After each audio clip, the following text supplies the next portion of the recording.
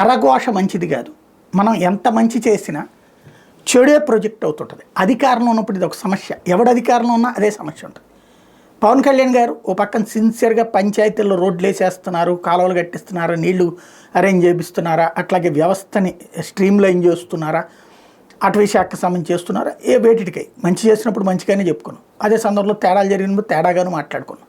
దీనికి అదే ఉండాలి. జెన్యూన్ జర్నలిజం అంటే అదే.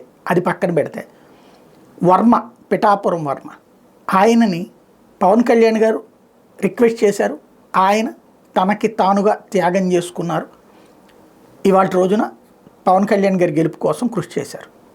పవన్ కళ్యాణ్ గారు అక్కడ తిరిగింది కానీ పార్టీ తరపున చేసినటువంటి పని 30% అయితే 70% అతనే చేశాడు. కార్యకర్తలు మాత్రం 100% చేశారు, నో డౌట్ చేశాడు, కష్టపడ్డాడు, విజయంలో కీలక పాత్ర పోషించాడు. తన ముద్దని ఎదుటి వాళ్ళ కంచంలో పెట్టినట్టు ఇది జరిగింది. సరే, తప్పదా, తప్పనిసరి పరిస్థితా, గతి లేదా, ఇవన్నీ సెకండరీ. బట్ ఆ రోజున పవన్ కళ్యాణ్ గారు ఇంటికి వెళ్ళి రిక్వెస్ట్ చేయటం, కుటుంబం నుంచి ఆశీస్సులు తీసుకోవడం, ఇదంతా చూసాం కదా కళ్ళెదురుగుండా. ఇవాళ రోజున ఆయనకి పదవి రాకపోవడానికి కారణం, ఎమ్మెల్సీ రాకపోవడానికి కారణం పవన్ కళ్యాణ్ అన్నటువంటి వాదన ఖచ్చితంగా నిజమే. అయితే పవన్ కళ్యాణ్ చెప్తారని నేను అనుకోను. పవన్ కళ్యాణ్ ఫీల్ అవుతారని చంద్రబాబు గారు ఫీల్ అయ్యి ఉండొచ్చు. ఆయనకు ఒక మంచి పొజిషన్ ఏదన్నా ఇస్తే కనుక, అక్కడ ఒక ప్రోటోకాల్ పొజిషన్ ఇస్తే కనుక పవన్ కళ్యాణ్ ఫీల్ అవుతారని చంద్రబాబు అనుకుంటుండొచ్చు. పవన్ కళ్యాణ్ గారికి అట్లాంటి ఉద్దేశం ఉండదు.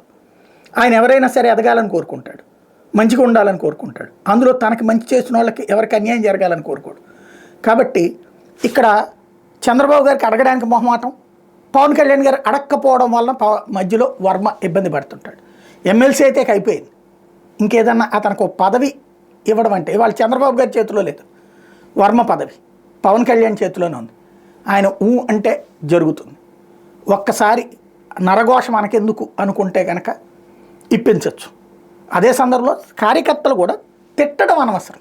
వర్మేమి దుర్మార్గుడు కాదు కదా, తన వంతు ప్రయత్నం తను చేశాడు కదా, గెలుపులో తన పాత్ర కూడా ఉంటుంది కదా.